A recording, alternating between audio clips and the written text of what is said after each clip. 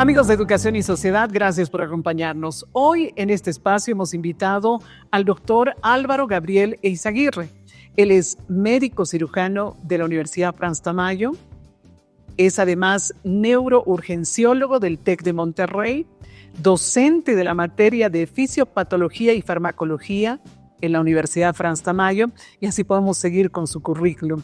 En primera instancia, doctor Eizaguirre, gracias por acompañarnos. Para mí es un placer. Estamos en una época de lluvia, donde digamos que es la materia prima para que varias enfermedades endémicas, usted me dirá si estoy utilizando bien la terminología, aparecen especialmente en zonas tropicales y son originadas por mosquitos, tales como el dengue, la malaria, entre otros.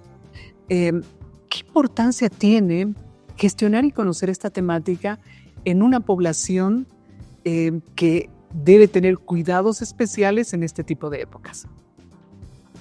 Pienso que toda batalla se gana a través de conocer al enemigo, ¿no es verdad? Y conocer el terreno, que es el principio del conflicto bélico, ¿no? Los agentes biológicos productores de enfermedades que se reproducen a través de entidades vectoriales, ¿no es verdad?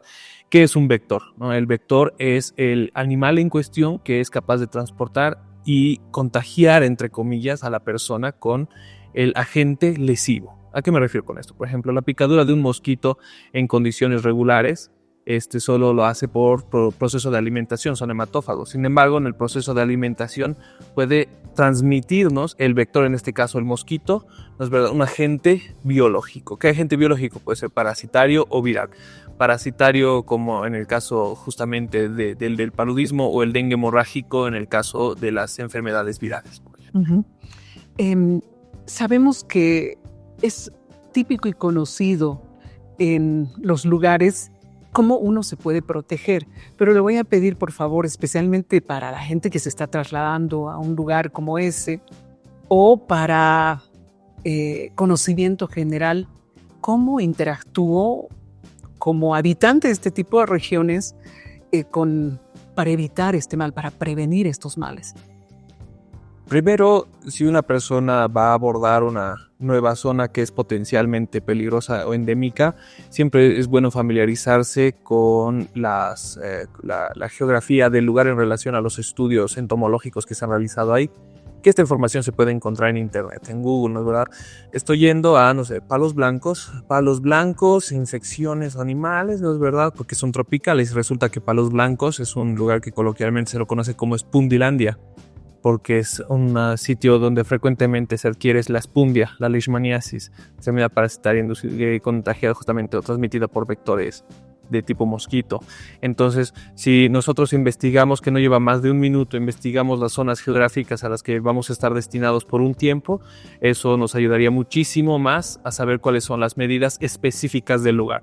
Si estamos hablando de medidas generales, por ejemplo, aunque sea incómodo, la mayor parte de las autoridades recomienda el uso de mangas largas, aunque sea un lugar caliente, desgraciadamente. Principalmente si es mucho más probable que nosotros adquiramos a través de infecciones vectoriales un agente biológico. Eso es lo segundo.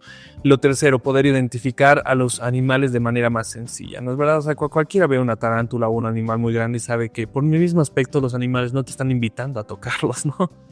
Pero en el caso, por ejemplo, de vectores, ¿no es verdad? En el caso de los famosos mosquitos, los mosquitos que son identificados fácilmente como potenciales vectores son los que tienen vuelo rasante. Quiere decir que el mosquito más probable a infectarnos a los seres humanos vuelan a 30 centímetros del piso, no más. Son vuelo rasante. Siempre se quedan en la parte más baja los mosquitos vectoriales. Uh-huh. Doctor, sabemos que la especialidad de ustedes como profesionales médicos es el conocimiento en el tema de salud para asistir al paciente. Así. Pero en este trayecto, en el caso de la especialidad que estamos abordando en esta entrevista, ustedes también tienen que estudiar al mosquito, al vector, etcétera, ¿no?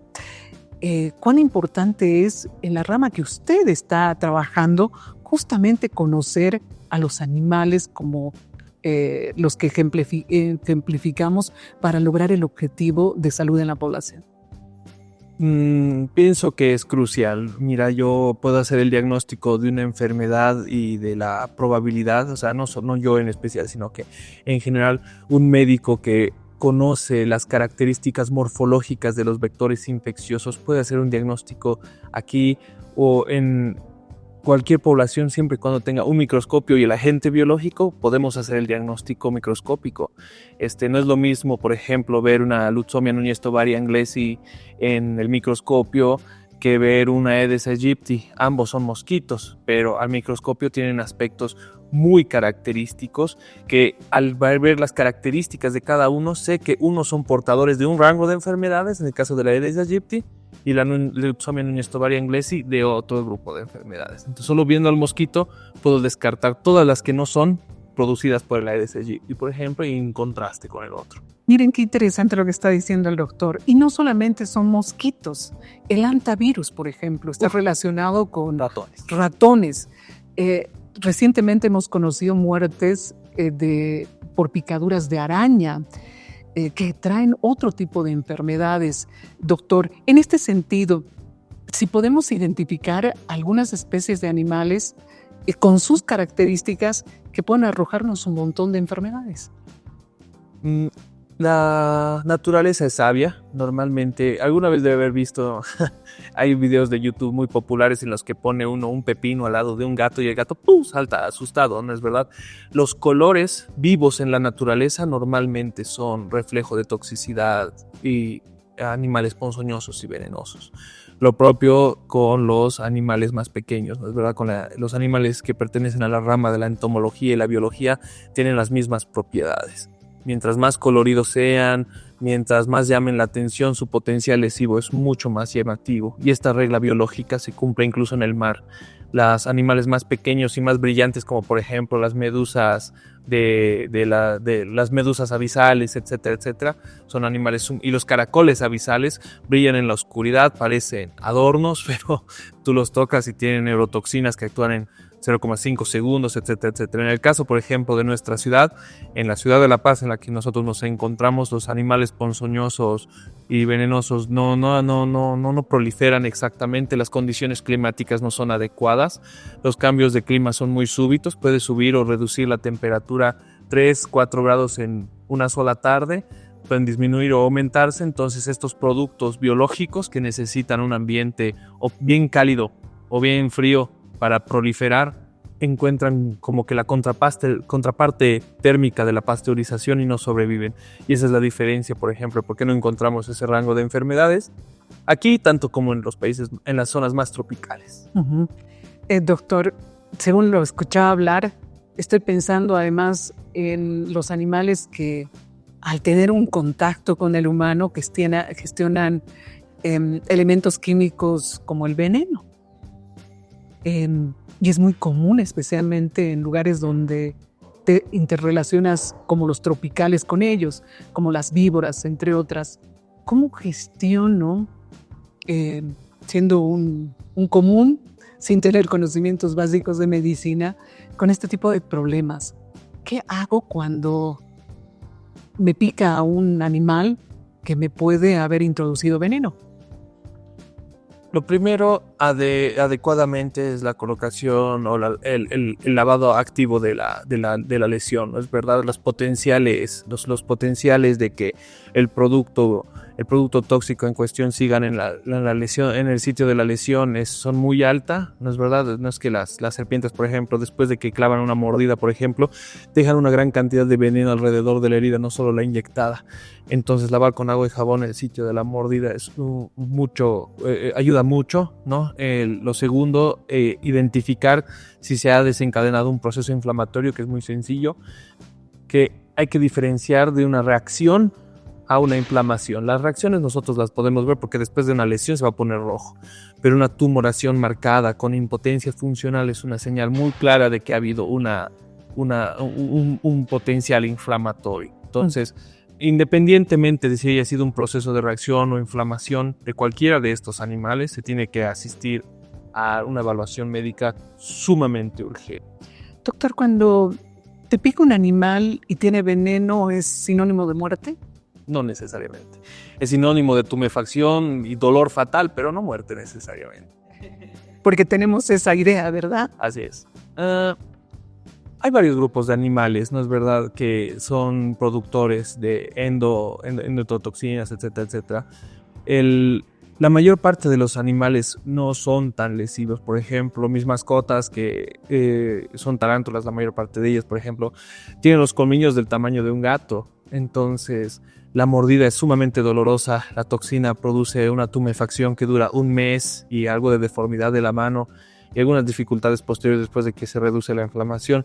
Pero fuera de eso, o sea, fuera de la incapacidad y la molestia que han generado, no pasa de eso la mayor parte del tiempo. Sin embargo, sí hay que buscar, incluso si he recibido mordidas de animales ponzoñosos o venenosos anteriormente, yo tengo que asistir a una evaluación médica ante la posibilidad de que se me desencadene un proceso alérgico. O en casos como cuando un perro te muerde, tienes que seguir los protocolos necesarios para saber o para evitar contagiarte con rabia. Miren qué importante es el relacionamiento de la salud del humano con los animales. Doctor, el tiempo se me acaba, pero hay preguntas que no puedo dejarlas ir. ¿Cómo identifico qué animales te pueden inyectar veneno con el contacto y cuáles no? La primera es a través de la morfología. Como había comentado hace un momento, los colores vivos siempre son una señal de animales potencialmente lesivos. Lo segundo, por ejemplo, en cada rango de animal, de acuerdo a su distribución biológica, podemos encontrar algunas diferencias. Por ejemplo, las serpientes, mientras más triangular sea la cabeza, más venenosa es. Si la cabeza es directamente como un pulgar y la continuación de su cabeza, normalmente no son tan ponzoñosas. En el caso de los alacranes amarillos más pequeños o los alacranes negros más pequeños son los más venenosos, en contraste a los alacranes o escorpiones más grandes, que sí son ponzoñosos, pero no son potencialmente lesivos. En el caso, hemos hablado de serpientes, escorpiones, las tarántulas son todas venenosas, entonces es mejor no tocarlas. Todas tienen un grado de toxinas distintas. La hormiga bala, por ejemplo, que tiene una toxina que se llama parabotoxina, no es potencialmente letal, sí tiene un índice de anticoagulabilidad, que dice que genera que se sangrado en las heridas, pero es nada al lado del dolor que te causa la mordida de una hormiga bala. Doctor, para completar el tema de los ratones, de los roedores, ¿también tienen características diferenciales para saber si pueden portar, por ejemplo, el hantavirus? Los ratones, por ejemplo, más, ¿cómo se llaman? Los más musculares, si se prefiere, los más fornidos, normalmente son los que producen enfermedades y procesos infecciosos. Tienen la misma función que el mosquito, por ejemplo, son infecciones vectoriales. Por ejemplo, los virus hemorrágicos bolivianos, el machupo virus o el virus hemorrágico de la Argentina, sean transmitidos por el Calomis callosus en el caso de Bolivia y el Calomis muscularis en el caso de la Argentina. Son ratones fornidos, si bien son pequeños, las proporciones de sus patas son un poco más largas en relación al ratón promedio y musculares en las partes anteriores. Entonces son ratones que muy probablemente son vectores de procesos infecciosos. No nos podemos ir sin tampoco dar las características de los animales como mascotas que puedan tener estas características de tener problemas de rabia. Vamos a los perros y los gatos, por favor. La rabia tiene un umbral de síntomas para las mascotas bastante amplio. El primero es la fotofobia. Los animales que han contraído rabia antes de los 14 días van a empezar a desarrollar fotofobia, quiere decir que las luces van a generarles un malestar tremendo. Van a tener hidrofobia, quiere decir que no van a soportar el agua, la sola visión del agua les va a parecer repulsiva y se van a tornar violentos. El comportamiento rábico no es verdad, es muy propio de los animales rabiosos, y por supuesto la espuma en la boca, que es producto de la hiperactivación colinérgica de las glándulas salivales que está generándose a través del proceso rábico viral. Miren, qué interesante. Me quedaría horas y horas hablando. El doctor Álvaro Gabriel Eizaguirre actualmente ejerce entomología y aracnología. ¿Me puede explicar brevemente? Claro que sí. La entomología y la aracnología. La entomología es el estudio, no es verdad, de los artrópodos, y la aracnología de los arácnidos. Los artrópodos, que son los insectos tanto comunes como poco comunes, y el estudio de las arañas que es rama de la biología, ambas ramas de la biología que son el nuevo proyecto académico que tengo preparado para la Facultad de Medicina de Unifrance. La facultad está trabajando actualmente con yo les digo mis mascotas, pero en realidad son mis especímenes en varias cosas, porque una cosa es ver en una diapositiva una tarántula y otra cosa es tenerla ahí a 1 metro de distancia y poder diferenciar las propiedades una de la otra. En el sector de entomología trabajamos justamente, estoy tratando de conseguir especímenes, vectores, por supuesto ya muertos, porque tenerlos vivos es potencialmente peligroso. Y a través de eso romper la distancia entre el estudiante y la pantalla y sacar la pantalla de la condición. Eso se llama aprender haciendo. ¿Cómo aprendes si no ves, si no palpas, si no tocas, si no experimentas? Doctor, muchísimas gracias por habernos acompañado. El doctor Álvaro Gabriel Eizaguirre, médico cirujano, titulado en Unifrance, neurourgenciólogo del TEC de Monterrey, estuvo con nosotros en estos minutos para hablar de algo muy cotidiano y muy común que vive Bolivia y que vive el contexto mundial en el tema de salud. Con este espacio, hasta una próxima oportunidad.